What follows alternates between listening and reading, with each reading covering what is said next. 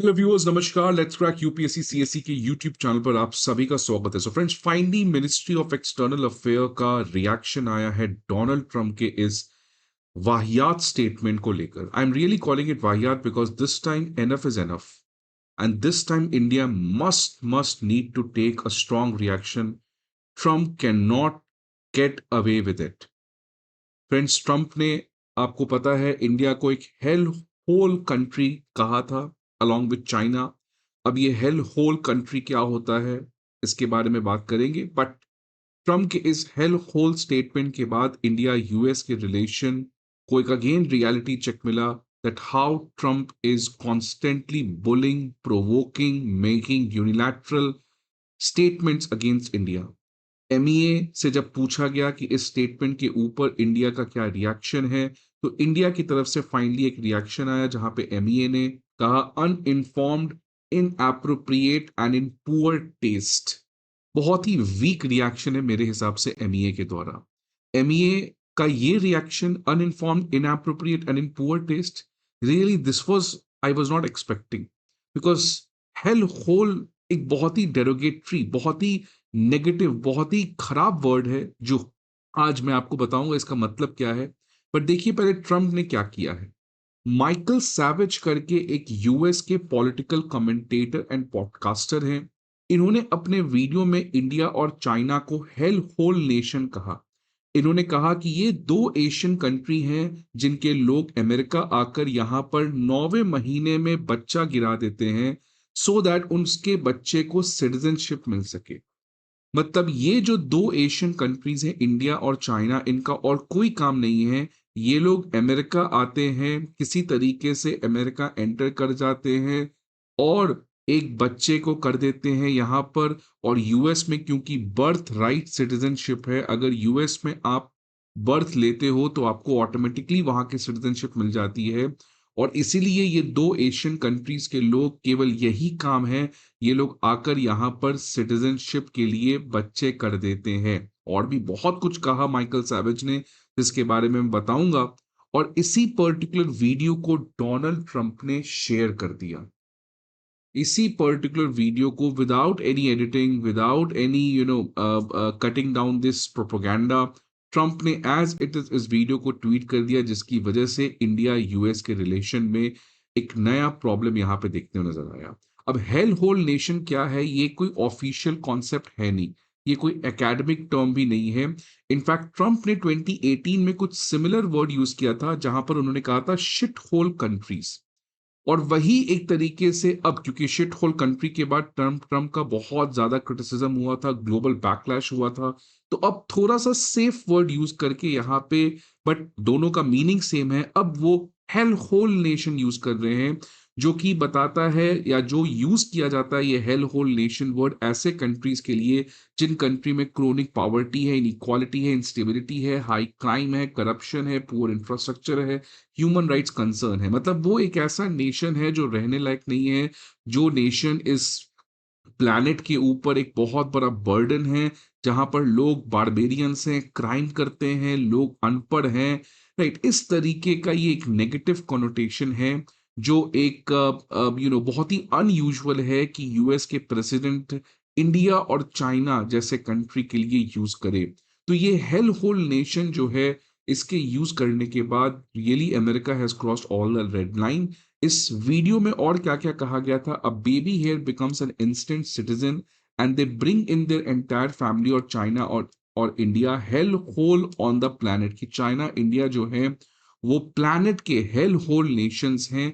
इनका यही काम है यहाँ पर आके बच्चे करना, और वो बच्चा जब बड़ा हो जाता है तो अपने एंटायर फैमिली को चाइना और इंडिया से ले आता है और यहाँ पे इलीगली बस जाता है। Indian and Chinese immigrants as gangster with laptops who have stepped on our flag and have done a great damage to the country. Right, कि यहाँ के जो इमिग्रेंट्स हैं उन्होंने अमेरिका के लिए ग्रेट डैमेज किया। अगर इतना ही डैमेज किया तो रिमूव गूगल का सीईओ, रिमूव माइक्रोसॉफ्ट का सीईओ, रिमूव वर्ल्ड बैंक का सीईओ। क्यों रखे हुआ है आपने? किसी ने कहा है आपको रखने के लिए? Because you don't people have any talent, you are living on the talent exported by Indians, and now you are making mockery of them. तो अगर यही डैमेज हुआ है तो आप उनको निकाल दें। अब देखिए कॉन्टेक्स्ट क्या है। अगेन, ट्रंप हर तरीके से हार रहे हैं, ईरान वॉर तो हार ही रहे हैं, टैरिफ लगाया वो सुप्रीम कोर्ट ने कैंसिल कर दिया। और अब आपको पता है कि लास्ट ईयर ट्रंप ने एक कानून लाया था जहां पे उन्होंने कहा था कि जो बर्थ राइट सिटीजनशिप है वो केवल उनको मिलेगा जो यूएस सिटीजन्स हैं। अगर यूएस सिटीजन का कोई बच्चा अमेरिका में बर्थ लेता है तो उसको सिटीजनशिप मिलेगा, या कोई लॉफुल परमानेंट रेसिडेंट्स हैं, जो परमानेंट रेसिडेंट्स हैं एज पर द लॉ, अगर वो भी बर्थ देते हैं अपने बच्चे को, उनको भी सिटीजनशिप मिलेगा उस बच्चे को। लेकिन अगर मान लीजिए कोई, जैसे फॉर एग्जांपल ये अमेरिका है, कोई यहाँ पे टूरिस्ट घूमने गया, इलीगली यहीं पे रह गया और फिर 9वें महीने में बच्चा किया, तो उस बच्चे को सिटीजनशिप मिल जाता, बिकॉज बर्थराइट सिटीजनशिप के लिए it does not matter whether you are a citizen, whether you are a permanent resident, whether you are a illegal immigrant, as long as you're giving birth to a baby in the soil of America, that baby is bound to get citizenship, right? अब इस particular birth right citizenship को Trump ने रद्द किया और कहा birth right citizenship केवल इन दो कैटेगरी को मिलेगा। यह मामला सुप्रीम कोर्ट में पहुंचा और सुप्रीम कोर्ट ने एक तरीके से अपने पूरे हियरिंग में कहा कि ये ट्रंप का जो एग्जीक्यूटिव ऑर्डर है ये इलीगल है, और जल्द ही यूएस सुप्रीम कोर्ट का डिसीजन आने वाला है जहां पर they are bound to set this rule as illegal. और इसीलिए ट्रम्प जो है उनको पता है कि एक और बहुत बड़ा उनका जो गेम ऑफ प्लान है वो सुप्रीम कोर्ट के द्वारा कैंसिल आउट किया जा रहा है, इसीलिए वो उसके पहले एक तरीके का प्रेशर बिल्डिंग एक्सरसाइज कर रहे हैं, एक प्रोपोगंडा, एक नैरेटिव कर रहे हैं जिसमें उनको इंडिया और चाइना के यूज कर रहे हैं सो दैट सुप्रीम कोर्ट का जजमेंट किसी तरीके से वो टर्न अवे कर सके।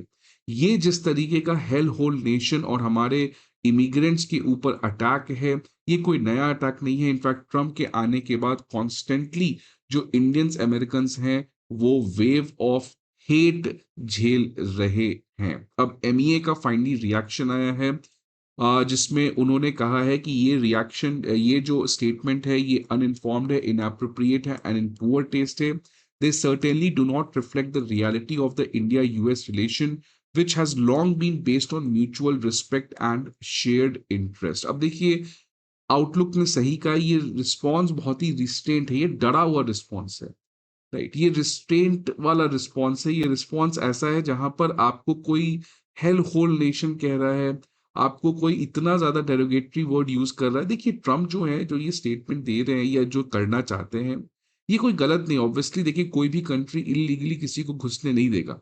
अगर इंडिया में बांग्लादेशी एक प्रॉब्लम है तो अमेरिका में भी हो सकता है इंडियन इलीगली जो वहां पे जाते हैं और ये करते हैं वो एक प्रॉब्लम है। बट इस प्रॉब्लम को आप सॉल्व करोगे, ना कि आप इंडिया के ऊपर एक हेल होल स्टेटस दे दोगे। See, there is a problem, you need to solve that problem, but उस प्रॉब्लम के लिए आप इंडिया जैसे एक कंट्री को डायरेक्टली अटैक नहीं कर सकते हो।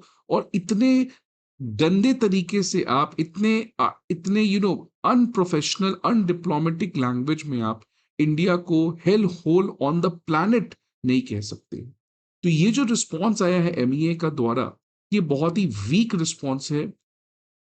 यहाँ पे ईरान भी आ चुका, ईरान ने कहा कि नहीं नहीं, इंडिया चाइना जो है वो क्रैडल्स ऑफ सिविलाइजेशन है, ईरान अपने मजे ले रहा है अमेरिका के साथ। फिर ट्रम्प को प्रेशर आया, ट्रम्प बैक ट्रैक किए as usual, Trump chickens out, Trump always chickens out, taco जिसको कहते हैं। अब कहा नहीं नहीं नहीं, India is a great country with a very good friend of mine at the top. तो ये ट्रम्प का आदत है, पहले किसी को कुछ अब्यूज करो और फिर थोड़ा सा उसको कॉम्पेंसेट करने के लिए कुछ अच्छी अच्छी बातें कह दो। But this time India should ensure कि ट्रम्प नहीं निकल पाए, बिकॉज सी दिस हेलहोल नेशन आप कैसे कह सकते हो। और यही चीज सुहासनी हैदर ने भी द हिंदू में कहा है कि यूएस की यूनिलैटरल सैंक्शंस को भी हमें नहीं मानना चाहिए, क्योंकि एक बार अमेरिका के सैंक्शंस को मानने लगे, अमेरिका बार बार इंडिया को फोर्स करेगा। पहले कहा ईरान से तेल मत खरीदो, फिर कहा वेनेजुला से तेल मत खरीदो, फिर कहा रशिया से तेल मत खरीदो, 25% पेनल्टी लगा दिया। अगर हम इसी तरीके से अमेरिका की डिक्टेटम्स मानते गए तो फिर अमेरिका ना जाने कहेगा कल को ये मत करो, कल को जीना छोड़ दो। इसीलिए इंडिया को रियली, और इंडिया कर सकता है यार, आप याद है कोल्ड वॉर, उस समय तो इंडिया वर्ल्ड की एक पुअरेस्ट ऑफ पुअर इकोनॉमी थी, तब हम अमेरिका से फाइट कर रहे थे। ना इंडिया के पास कोई मिलिट्री पावर था, तब हम अमेरिका से फाइट कर रहे थे। Now India is the world's fastest growing economy. आज अमेरिका की जितनी भी कंपनीज, उनका सबसे बड़ा मार्केट है इंडिया में। अगर इंडियंस फेसबुक कंज्यूम ना करे, व्हाट्सएप कंज्यूम ना करे, इंस्टाग्राम कंज्यूम ना करे, चैट जीपीटी कंज्यूम ना करे, अमेरिकन कंपनीज का हालत खराब हो जाएगा। उस समय America was a very great power, strong power. Today we live in a multipolar world. तो जब इंडिया कोल्ड वॉर में अमेरिका को आंख में आंख देखकर बात किया था, this is the time we have to seriously draw red lines with Americans. You cannot get away with by calling India a hellhole nation. Who the hell you are? Indians should straight away ask. और फिर हमने भी compensate करना चाहिए, नहीं नहीं, America is a great country. So we need a strong response. We need a diplomatic response. Let's see what S. Jaishankar needs to say on this.